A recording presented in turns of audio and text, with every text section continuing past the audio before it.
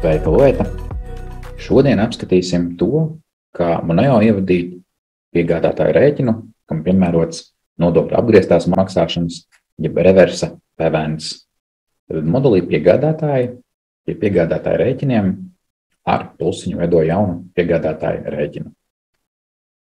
Tad pats svarīgākais, kad ja darījuma partneris mums piegādā kaut ko ar PVN, kas atbilst nodokļu apgrieztās maksāšanas principam, šim konkrētajam piegādātājam jābūt ir PVN maksātājiem. Un šajā gadījumā izvēlos tādu, kam ir norādīts PVN reģistrācijas numurs.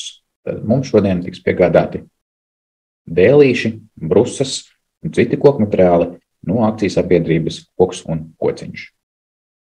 Tā kā nopirkām ļoti daudz, tad par šo darījumu samaksājām 12 000 eiro.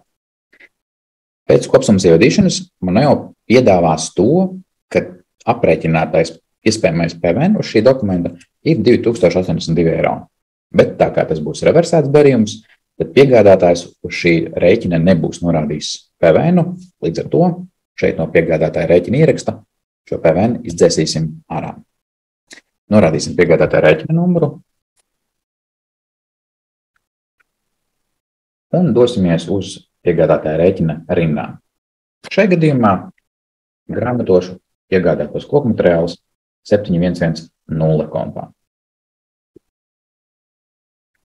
Un sev kā komentāru pierakstījuši, ka tie ir dēļi un brusas. Attiecīgi summā norādījuši 12 000 un izvēlēšos tādu PVN kodu, kas atbilst šim darījumam.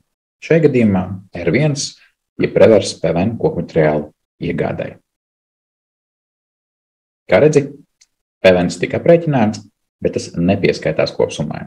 Tad rindiņu summa ir vienāda ar kopā norādīto summu uz dokumentu. Un jā, šī kopsumma mums sakrīt ar piegādātāju summu. Liekam ķeksīt grāmatots un saglabājam. Drošības pēc atsvaram pārbaudam mūsu grāmatojumu un redzam, ka uz 710 kontu nogrāmatojās 12 000 un attiecīgi PVNs kredīta pusi un debeta pusi PVN kontos.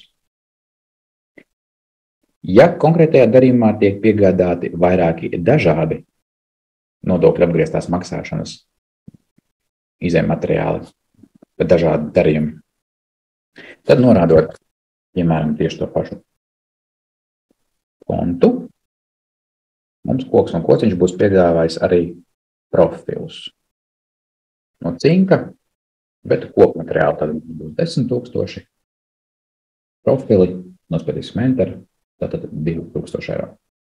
Un attiecīgi konkrētās rindas galā izvēlamies metāla izstrādājumu apgrieztās maksāšanas PVN nodokļu kodu.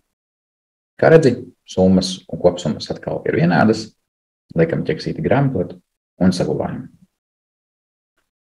Ar 3 punktu varam grāmatojumu un redzam, ka nu jau ir 2 izmaksu rindiņas, kur katrai no tām ir sava debeta kopsumma un savs nodokļu kods.